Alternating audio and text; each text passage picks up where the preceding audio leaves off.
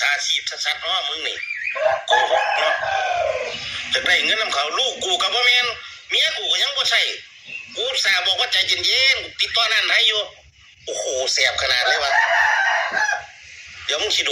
นกูดิบ้านกูมึงจักในบ้านสู้เนี่ยกูจักเบิดเลยคนลาวมาบวชจวนนี่กูที่กูเห็นมันนี่ร้อยกว่าไร่พุ่น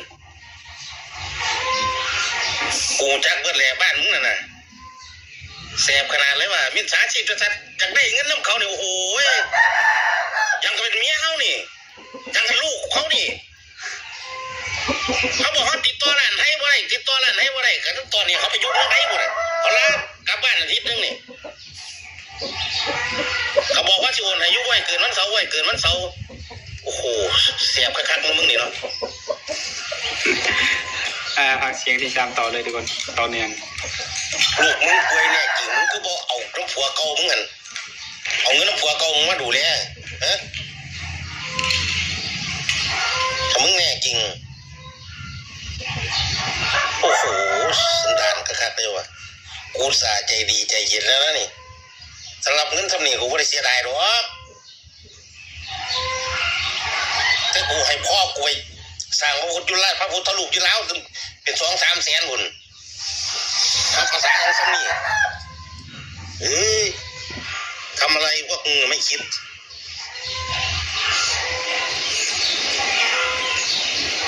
กูแปลกหรอกผัวมึงป่ามึงนี่สันดานตรงสิหรือพวกสูนี่สะทุนตำซ้ำเลี้ยว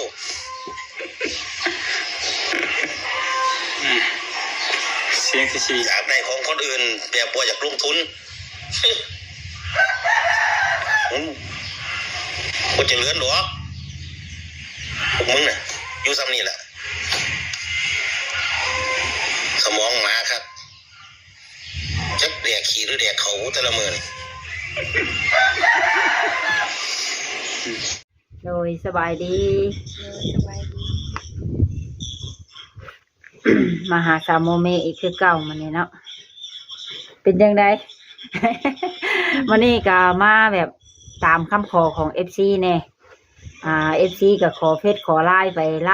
น์คนเนาะแอดมาแล้วก็บ่เห็นตอบรับเลยว่ะยังไม่ทันจับโทรศัพท์เลยเฟซจริงบ่หรือเฟซปลอมเพิ่นนะเฟซแท้บ่อันตัวมีรูปแม่นะแม่เฟซแท้คันเขาไปเรือนคันหับเฟซแล้วเขาไปเรือนเบิ่งกันแชทได้ติดได้หลายก็สิว่า2 ปีแหละเฟซของแม่เขาแต่ว่าเราโพสต์บ่เป็นหั่นน่ะคันโพสต์นี่แล้วแม่นโพสต์หึงเขาลงก็แม่นล้านเอาลงล้านเฮาเอาลงตลอดแต่ว่าเฮานะเฮาบ่ได้คอยลิ้นตอนที่เฮาเล่นโทรศัพท์เฮามีโทรศัพท์นะบ่ค่อยเล่นของเราแต่พอถ้ากำได้มาลิ้นของเราตอนโทรศัพท์ตัวเองขาดนี่แหละขาดไม่ได้แต่ก็ลิ้นของเราเมื่อคืนนี่ก็ลิ้นวันคืนเวลากับบ่เห็นคนแอดนะแต่เฮาก็เลยบ่ได้ลิ้นเฟซตัวมีรูปโปรไฟล์เป็นแม่เนาะโดยข่อยส่งไปอันนึงข่อยก็หัวกับผัวข่อยจะเจ็บท้องส่ง FC คอแหละก็เลยส่งให้อ้าวว่ะแม่สมหวังทำไมตัวจริงหนุ่มในรูปโปรไฟล์ทำไมถึงแก่อย่างนี้ก็ผัวก็รู้เลยอ้าวว่านั่นเป็นรูปแม่แล้วว่ะอ๋อมันก็ขึ้นเสียงมาใส่แล้วตัวจริงกับโปรไฟล์ทำไมถึงต่างกันวะไปโทรมาไปตลาดทะเลจะจับแม่เลยเฮาหับเพิ่นนั่นแหละหับบ่ได้วางเลยคือว่าแหละโทรศัพท์ผู้เฒ่าเนาะเฮาก็ลิ้นบ่เป็นบ่เคยเลื่อนลงมาแบบนี้กับของแม่เพิ่นเลื่อนขึ้นเทิงนะ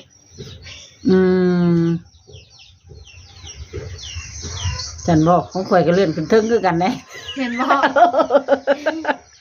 เลื่อนขึ้นเทิงคือกันของข่อยก็น้องมาโทรไปก็รับแล้วแหละอีแม่เราบ่อยู่อีแม่เราไปเฮือนเดี๋ยวสิพาไปเอาบักหำ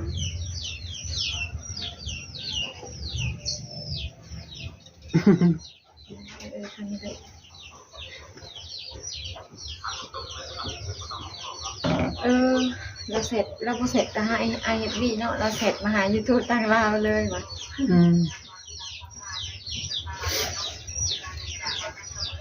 ก็แม่นเฟซแท้อยู่เนาะ โดย มื้อนี้ได้จับแล้วบ่มื้อนี้ แม่น อืม อยู่ในมือเขาเลย ก็ได้จับค่าแม่ไปเอาลูกเปลี่ยนเนาะ โดยเพิ่นก็นอนพังลำอยู่ แม่เพิ่นเป็นคนมักฟังลำ โดย เฉพาะเราจังนานเฒ่า เอาคือว่าเป็น นานเฒ่าแล้วคนมีแบบยังมีหัวดนตรีในหัวใจใช่บ่ เราว่าวันนี้แล้วเรามีลูกมีหลานจนบักใหญ่เนาะ แม่ หากเรายังหนุ่มแบบแข็งแรงเลย โดยแบบเราหมักไปหากินอะไรแม่แบบ ม คือเราว่าอะไรเราคะแนนนอนอยู่ซื่อแบบนอนเอาลานอย่างน้อยหนึ่งแล้วเราปวดแขนปวดขาแล้วล่ะแต่ไม่ถึงบริเสือเราแล้วก็จนเราเป็นไข่แม่นความเราเบาอะไร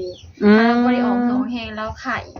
สุดนั้นจนได้พาเราไปคลินิกสุดที่โทรศัพท์เราเสียแหละสุดนั้นบริไปเป็นทิศบริไปหาตึกสะดุ้งไปหาเขียนหาหยังขนาด บัดพอเราได้ไปแต่ละพันเรา แข็งแรงขึ้นเนาะ เหงื่อออกแล้วมันเศร้าไข่กันเราแบบเจ็บหัวเจ็บหยังกันเฮาได้ออกเหงื่อออกแห้งแบบมันเศร้าแล้วว่าก าแฟเราก็กินบ่ กิน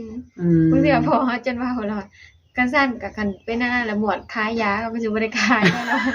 เขาไปหากินแล้วเศร้าไข่ วันเมื่อยวันมึนไปหากินวันเช้าติ แม่น สิบ่ได้ไปโรงหมอแล้วเนาะ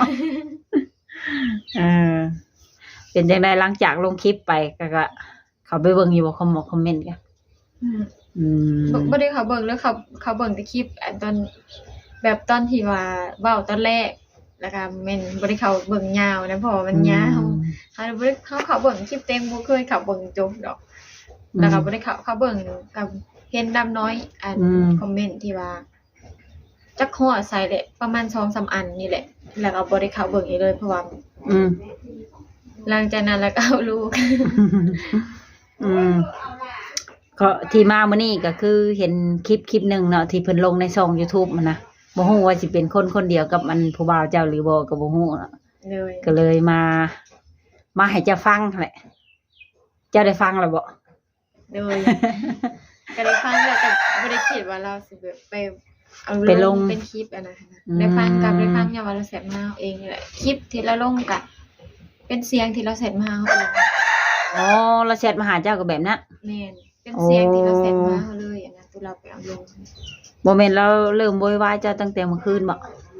ตั้งแต่เขาลงคลิปเลย รู้สึกแนวใดหลังจากอันที่เราส่งคลิปเสียงมาแล้วบ่คิดเลยว่าเราสิเป็นแบบนี้บ่ แม่นตอนแรกก็ยังบ่ทันลำอีกรอบ2 ฉลิเกิดมาแล้วก็ที่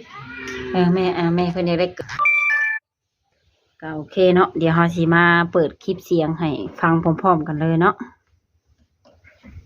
บ่ฮู้ว่าสิเป็นคนเดียวกันบ่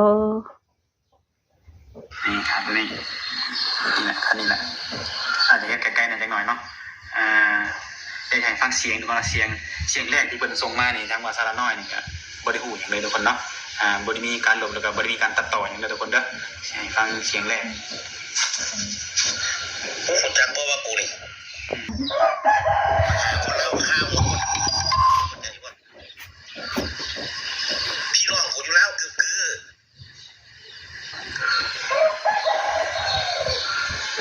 กูนี่ไปอยู่เกาหลีเนี่ยกูนี่ไว้การเมืองเข้าใจว่า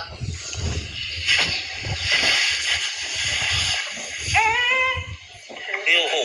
นี่ใส่เหี้ยสุดๆเลยว่ะ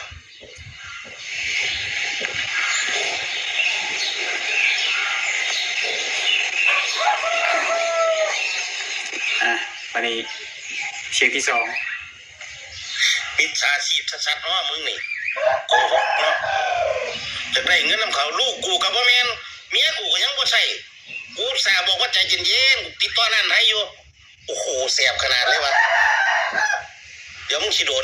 กูนี่บ้านกูจักได้บ้านสูนี่กูจักเบิดแหละคนลาวมาบวชจวนให้กูนี่ที่กูเฮ็ดวัดนี่ร้อยกว่าไร่พุ่นกูจักเบิดแหละบ้านมึงน่ะแสบขนาดเลยว่ะมิจฉาชีพชัดๆจักได้เงินนำเขาเนี่ยโอ้โห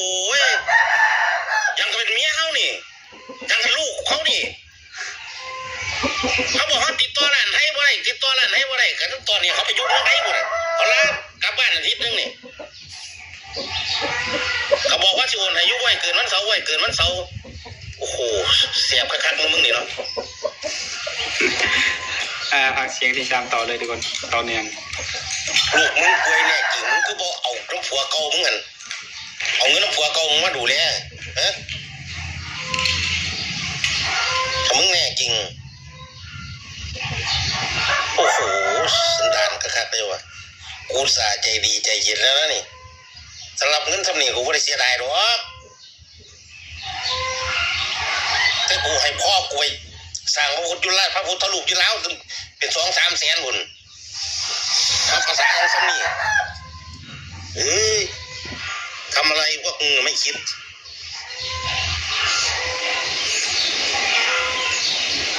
กูแปลกหรอกผัวมึงป่ามึงนี่สันดานเป็นสิละพวกสูนี่สะทุนตำซ้ำเลี้ยว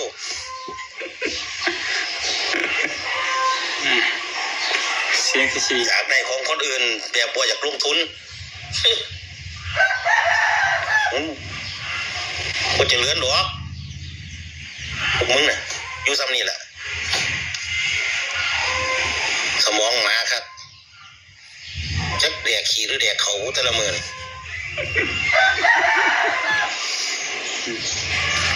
4ได้ทุกคนฟังเสียงสาระน้อยตอบกลับมาเนี่ย เสร็จลาผิดคนบ่แม่นเอ็ดสาวโมมีเด้ออันนี้นะคันอายอยากให้บ่พอใจเพิ่นเลยเสร็จไปให้เพิ่นเสร็จไปลาเพิ่นโดนบ่แม่นสิเสร็จมาลาน้องบ่แม่นสิเสร็จมาลาน้องอายบ่ได้โอนเงินให้น้องอายโอนเงินให้เขาอายบ่พอใจอายก็เสร็จหาเขาอายบ่พอใจอายก็โทร เราบอกแบบนี้เนาะก็แม่นความเราเลยเสร็จด่าเฮาก็บ่ต้องบอกเขาก่อนว่าสิเว้าใส่เฮามันนี่แบบไปเสร็จไปหาเขาแบบนั้นเลย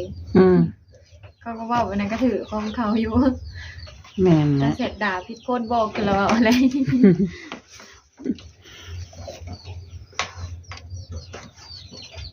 รู้สึกแนวใดได้ยินคลิปเสียง กับโอ้ว่าสิฮู้จังอะไรแนวเฮากับเป็นคนพังก่อนอยู่แล้วนะแต่ว่าบ่ได้ออกมาเว้าว่าเราด่าเฮานะแต่ว่าไม่เห็นคลิปว่าเราลงแล้วอะเราด่าเฮาถ้าว่าเราบ่ลงก็เฮาก็บ่ได้ออกมาเว้าแล้วว่าเราเสร็จมาด่าเฮาแบบนี้นะมีแต่คันบ่มีคลิปเรามาก็เฮาก็บ่ออกมาเว้าดอกว่าเราเสร็จมาด่าเฮาก็สิเม็ดไปเลยก็ซั่นเฮาเฮ็ดเว้าแล้วว่าเราเสร็จมาด่าเฮาแต่นี่ก็เราเป็นคนลงเองหันนะว่าเราเสร็จมาด่าเฮาก็บ่ได้ว่าจังได วันนี้เฮ็ดได้บัดนี้สิไปต่อหรือพอซำนี้ บ่ไปตั้งแต่ก่อนที่สิมาเปิดใจแล้วคิดว่าแต่ว่าบ่ได้คิดว่ามันสิถึงขั้นนี้จนว่าเสร็จมาด่า เรื่องใหญ่ปานนี้เนาะ แม่น เจ้าว่าเพิ่นห่วงเจ้าที่จะมาเปิดใจใหม่เนาะ หรือว่าเพิ่นยังมักแฮงอยู่บ่ ว่าถ้าห่วงแบบนี้ไผมันมีที่คนห่วงแบบด่าแบบนี้ค่ะมันสิเป็นไปได้บ่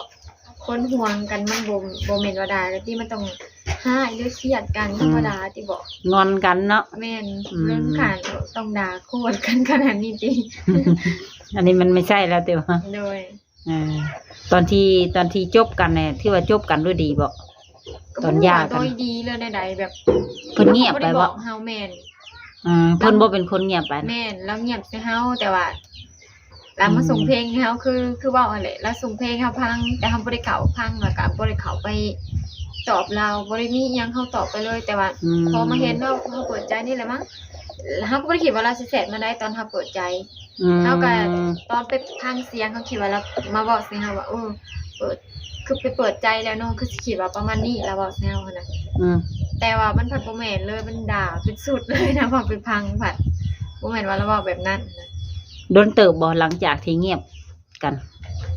จังมาเปิดใจใหม่ ก็บ่ได้ว่าโดนได้พอแต่ว่าเฮาหาคิดโดนเติบซื่อๆว่าเฮาสิออกมาบ่หรือว่าจังไดแบบออกมาแล้วค่ะใครสิออกไปแบบว่าปุ๊บปั๊บเฮากับฮู้ว่าเฮาสิหาเหตุผลใดมาเว้าแบบคันตอนเราบ่ได้เมาหรือว่าตอนเราดีเราก็บ่ได้เว้าแบบนี้หันนะคำเว้าของเรา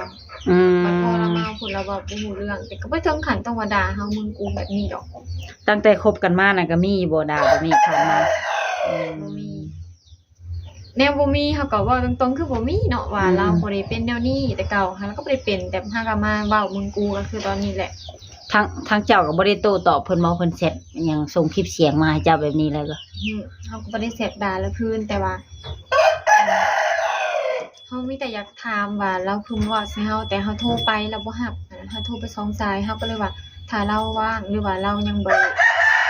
อยากติดต่อกับเฮาอยากเว้าเนี่ยอยากว่าใช่แล้วคือสิเสร็จมาคืนแหละว่าคือเดียวโทรไปแล้วก็เลยเสร็จมา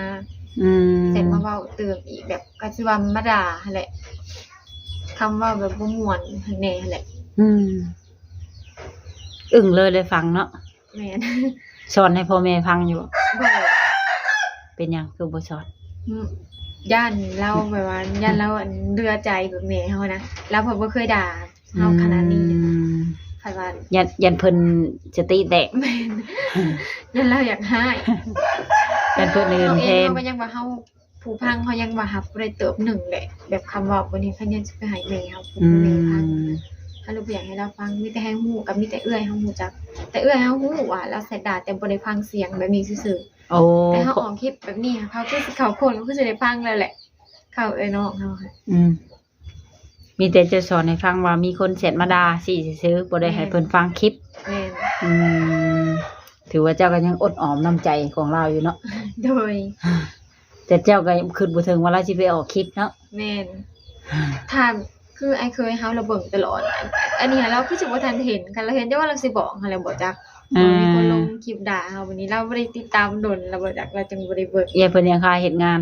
แม่นปกติเราเห็นก่อนหมู่ได้คลิปอย่างไอ้เคยเฮานะ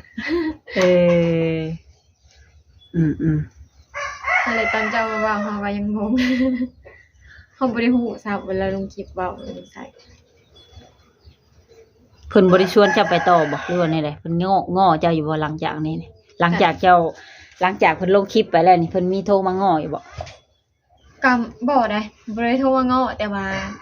สดมากขึ้นคือตอนเฮาเว้าตอนท้ายแล้วว่าถ้าเจ้าว่างหรือว่าเจ้าอันนั้นแหละเจ้าว่างบ่อยากแล้วเจ้าโทรมาหาเฮาคืนนี้เด้อเฮามีแนวอยากร่วมนํเจ้าเฮาว่าแล้วก็สดมาก็อยากถามเรื่องนี้แหละแต่ก็เราสดมาก็โทรกลับตอนโทรไปหาก็คำคิดว่าเราคือสิด่าเฮาเป็นสุดแล้วแหละแต่ก็บ่ด่า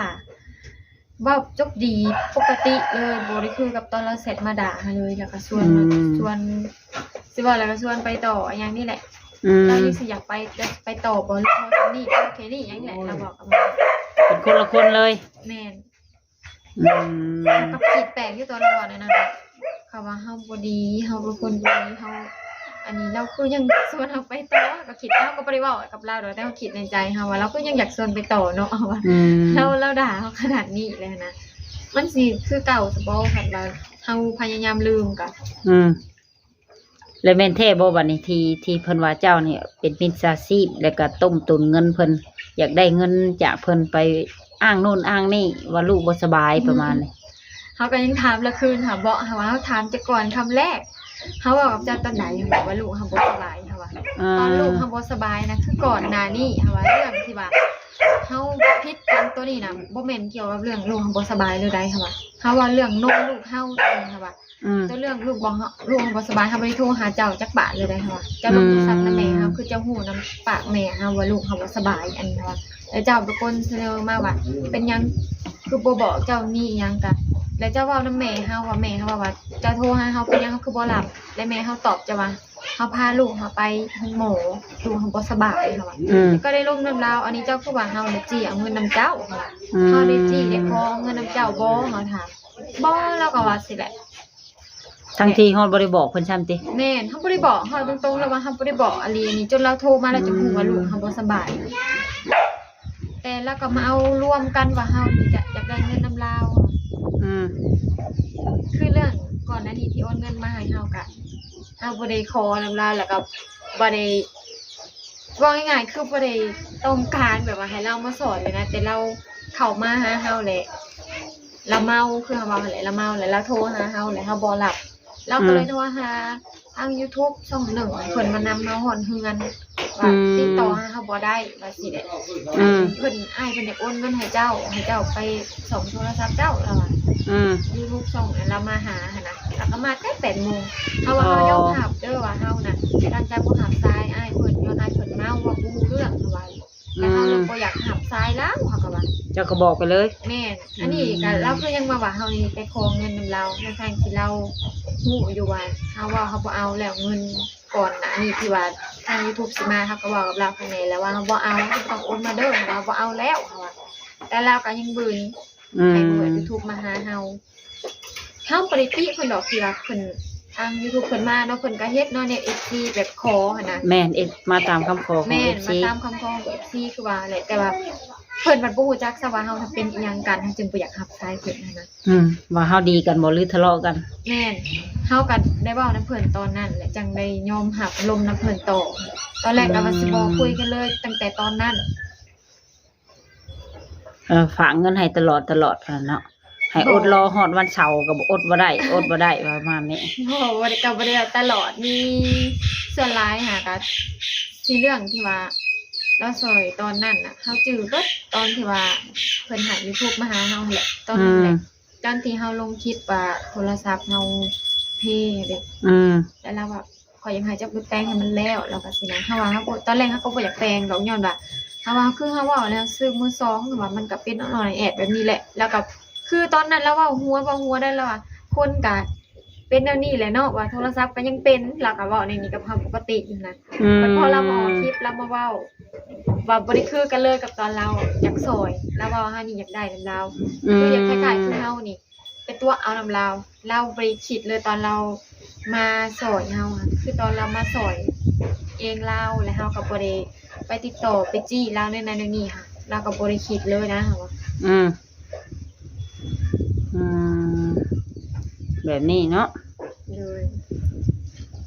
เพิ่นเคยฝากเงินมาให้ซื้อโทรศัพท์อยู่บ่ บ่ เคยโทรฝากมาให้แปลงบ่ แม่น แล้วเจ้าก็เอาไปแปลงอยู่บ่ ไปแปลงคือตอนนั้นเขาก็บอกให้เราฟังเขาเป็นน้ำก้นมันตอนที่ว่าเราหาไปแปลงหาเราแล้วให้เราโอนมาดิมีเทื่อหนึ่งอะไรเราโอนมาให้ไปแปลงแต่ตอนที่ว่าเราเว้ากับอันทาง YouTube ช่องนึงว่าอ้ายเพิ่นน่ะอยากโอนเงินให้เจ้าไปแปลงโทรศัพท์เพิ่นมาเพิ่นโทรหาเจ้าแหละจะบ่รับสายแล้วสินะแต่เราโทรให้ขอนะมาหาเจ้าเฮือนว่าแล้วมาปุ๊บแล้วก็มีคนอยากคุยนํเจ้าตอนแรกเราก็บ่ได้คิดซ้ำนะว่าเป็นเราว่าตอนที่เราเมาหรือเว้ากันบ่ฮู้เรื่องเขาก็เว้าไปหลายเติบว่าเฮาบ่อยากล้มแล้วเฮาล้มบ่ฮู้เรื่องกับเจ้าว่าเจ้าช่วงเมาจังคุยเด้อเฮาก็ว่าถ้าเราบ่เข้าใจแล้วยังบืนโทรนะแล้วเฮาก็ไปคิดซะว่าเราสิเพิ่งทาง YouTube ให้เพิ่นมานำเฮาเฮาก็คิดว่าคือสิจบอันนี้ตอนนั้นแหละมันเว้าบ่ฮู้เรื่องโพด เพิ่นคือสิมีความในใจหลายแล้ว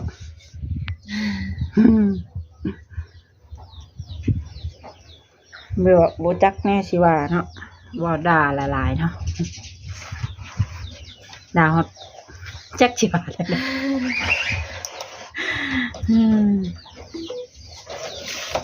คันสมมุติเพิ่นเมื่อมื้อแรงนี่เนาะหลังจากเพิ่นเห็นคลิปนี้แล้วเพิ่นกลับมาขอคืนดีเจ้าเพิ่นสิรับเปลี่ยนรับแปลงนิสัยสิคบเพิ่นอีกวะ บ่แม่นว่าบ่คบกับเพิ่นย้อนว่าความในใจเฮาเดี๋ยวว่าคือบ่แม่นว่าบ่อยากคบกับเพิ่นย้อนเพิ่นออกมาเว้าใส่เฮาบ่แม่นเฮาก็คือเฮาออกมาเปิดใจนั่นแหละเฮาบ่อยากคบกับเรา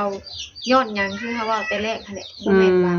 เฮาตั้งออกมาเว้าบ่อยากคบกับเราตอนนี้ย้อนเราเป็นแบบนี้คือก่อนหน้านี้ก็คือเฮาฮู้นิสัยเราบ่มีใครฮู้ดีกว่าเฮารวมกัน2คนค่ะว่า แม่นั่นแหละก็คือเฮาฮู้จักนิสัยเราดีนั่นแหละเฮาจึงบ่อยากไปต่อนะเขาก็คิดว่าถ้าคนมันสิปรับกันได้สิ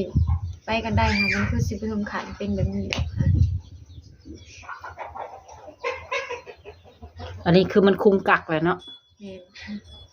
น คันแม่นหันน็อตก็มันจำเลยเนาะ โดย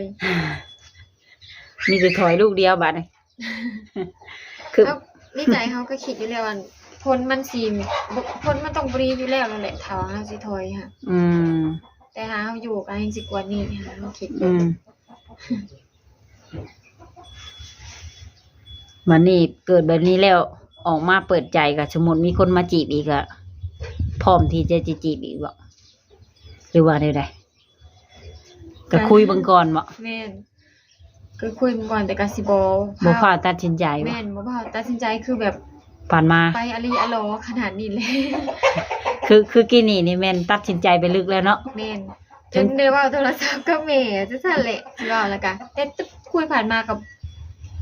บ่เคยได้ลมโทรศัพท์นำทางแม่เขาจักเทื่อสิเว่าแล้วก็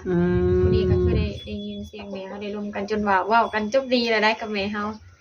ก็แม่เขาว่าเราเว้าดีได้ลมโทรศัพท์นำแม่เขาค่ะเว้าแบบจับเจืออยู่แล้วว่า แม่ก็จนย่องเนาะ ป็ผู้ใหญ่แล้วว่าแม่ ว่าง่ายๆก็คือภาษาบ้านเฮาจนถึงขั้นพาผู้ชายมาบ้านเนาะ แม่น เอ้าแนะนำให้แม่ให้พ่อฮู้จักเด้ แม่นหลังจากเขาได้ร่มน้ำลายแล้วก็ได้ร่มกับแม่เจ้าแล้วแล้ววันแม่เจ้าวันเพิ่นเว้าดีอยู่เพิ่นก็ว่าสิแล้วก็ แต่ว่าเฮาก็มาแปลกอยู่ว่าเราคือมาเว้าอันนี้เนาะว่าบ่คิดสิอายแม่เฮาเลยบ่ว่าคันว่าเฮาให้แม่ฮู้ย้อนนั่นนี่แหละเฮาจึงบ่ให้พ่อแม่ฮู้ค่ะบ่เปิดเสียงเราด่าเฮาให้พ่อแม่ฟังย้อนว่า เราได้ลมนำพ่อแม่เฮาแล้วบ่อยากให้พ่อแม่ เสียใจ แม่น ก็ยังดีแต่แม่บ่สู่เบิ่ง YouTube เนาะ แม่น เพิ่น แล้ว มัก เบิ่งแล้วก็บ่ฮู้นะสิติดตามคือเก่าที่บ่ได้เราบ่ฮู้ซ้ํว่าเราเว้าถึงเฮาอันค่ะค่ะแล้วเขาฟังก็ คนเฒ่าแห่งคืดหลาย นอนบ่หลับเด้อ คืนนี้เป็นจังไดหลังจากเพิ่นคูแล้วก็รู้สึกแน่จะนอนหลับอยู่บ่เมื่อคืน ก็นอนรับอยู่แต่ว่ารักๆแม่นผู้ที่ย้านสุดแล้วแม่นน้องเฮา เป็นห่วงเฮาอันนั้นสุดเลยเที่ยวแต่ถามว่าแล้วว่าโอ้โหนี่บ่ย้านบ่ไปหาไปหนีแบบไปว่าไปทุกทีบเด้อว่าไปผู้เดียวบ่ย้านบ่ว่า น้องน่ะเป็นห่วงเจ้า แม่นอยู่ว่าเขาบ่ได้เว้าถึงขั้นว่าสิเฮ็ดใส่แต่ก็เขาเว้าผู้ในนี้หาระวังเด้อแล้วก็สินะแบบเบิดในเฮือนกับแม่ก็บ่ฮู้มีแต่น้องแหละเฮาเล่าให้ฟังว่าเราเสร็จมาแบบนี้แต่บ่ได้ส่งเสียงเล่าให้น้องฟังดอกมีแต่เว้าให้ฟังว่าเราเสร็จมาด่าในนี่แหละแล้วน้องเลยถามว่าผู้ใดอันนี้ค่ะเบิ่งว่าเบิ่งหน้าแน่ว่าเราคือด่าแซ่บด่านัวแท้น้องหั่นว่าคือด่าคักแถวด่าผู้หญิงด่าเป็นอลีว่าด่าเก่งอลีน้องเขาเลยว่าจากเบิ่งหน้าเฮาก็เลยบ่ได้ส่งให้เพิ่นเบิ่งมีแต่เปิดเสียงให้เพิ่นฟังแบบเอาโทรแหละโทรหากันแล้วค่ะเปิดเสียงให้ฟัง วันนี้ตั้งแต่จะเกิดได้ไงมาเนาะจนอายุ20ปลายปี เคยถือด่าแบบนี้อยู่บ่ แม่เขาก็ยังบ่ได้ด่าวันนี้ เราก็ด่าอยู่เวลาเราอยากหายเนี่ยแต่บ่ได้ด่าแบบด่าโคตรแบบปานนี้นะมีแต่เราด่าแบบว่า ให้ความผิดนะ แม่นคือเราหายเฮาก็หายสุดก็เป็นเรื่องแบบว่าเฮาอยากนอนเลยแบบเฮาบ่เอาลูก นี่หั่นน่ะเลยเราเมื่อยเอาลูก แบบมีเหตุผลนะเนาะ แม่นแล้วหายแล้วโอ้ยว่าอันลูกตัวเองบ่เอาสินไผสิเอาแล้วก็เราหายภาษาผู้เฒ่าเนี่ยก็เท่านั้นกับเชื่อถือตีก็ยังแต่น้อยจนใหญ่ก็ยังไม่ได้ถือพอตีทีเดียวค่ะ แล้วก็แล้วเลย อันนี้เพิ่นยับเบิดเลยเนาะ เลย บ่ฮู้แน่สิว่า ก็บ่ได้ถึงขั้นว่าครอบครัวเป็นผู้ดีเรียนโลได้ที่ว่าบ่เคยถือตีหันย้อนว่าลูกเต้านี่เฮือนมันมีแต่ผู้หญิงหันนะนั่นล่ะพ่อเลยบ่เลยค่อยได้ใช้เรื่องอะไรที่มันหนักๆแล้วก็มีแต่ไอ้เคยแบบอะไรย่อหนักๆส่วนหลายที่เฮาสิเรียกเพื่อนก็แบบบ่ได้มีไผหนิกันหันย้อนว่ามีแต่ผู้หญิง มีแต่ซอยกันเนาะ แม่นเปลี่ยนกันแบบมื้อนี้เอื้อยเฮ็ดมื้ออื่นเลยน้องเฮ็ดแบบนี้เรียกเฮือนกันแล้วบ่ได้ค่อยถูกตี เพราะว่าในเฮือนมีแต่แม่หญิงเนาะส่วนหลายเนาะ แม่น เจ้าว่าแม่หญิงเบิดรู้จักบ่ แม่น มีอยู่บ่ลูกผู้ชายก็ บ่มีแต่แม่เฮาแพงไอ้เคยเฮาแบบนอกแบบลูกเคยเลยแบบน้อง ลูกเคยแบบลูกชาย อายุบอกเสร็จแล้วถือแบบเราก็แบบกับซุมเฮาก็แบบน้องแท้ๆเลยแต่ไอ้เคยห้องแนวเรามาอยู่นำเอื้อยเฮาตั้งแต่เฮายังแหลนดิดน้ำขี้ต้มน้ำพ่นอยู่เทื่อ โอ้แต่ยังน้อย แม่นแล้วก็เลยแบบว่าเราแม่เฮาก็เลยอิหยังก็เอิ้นใส่แต่เราแล้วก็เลย ๆ แพงดีบ่ดีเวลาเอ้ยเฮาหายกันไอ้เคยกันแล้วสิเข้าทางไอ้เคยเวลา เข้าข้างลูกเคย แม่น เพราะเพิ่นบ่มีลูกชายแน่เนาะ แม่น เฮ้ยไปใส่ก็มีแต่ระมัดระวังอะไรทางเจ้ากันเนาะ โดย เป็นกำลังใจให้ ก็ดีแต่ตัวเองบ่มักไปนี่กลับกลางคืนกัน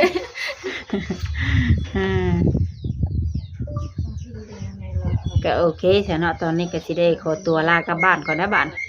เป็นกำลังใจให้บ่ต้องคืนหลายเด้อ เอ้ย หับอย่าลืมหับแอดผู้บ่าวในเด้อ เลย เฮ้ยโทรศัพท์เพิ่นเปลี่ยนกันลิ้นกับแม่ทุกคนเลยFC บางท่านก็ว่าเป็นหยังคือยังบ่รับวะข่อยก็ส่งมากับแม่เจ้าก็บ่รับ เขาบอกอยู่ไอ้แม่เราบ่เป็น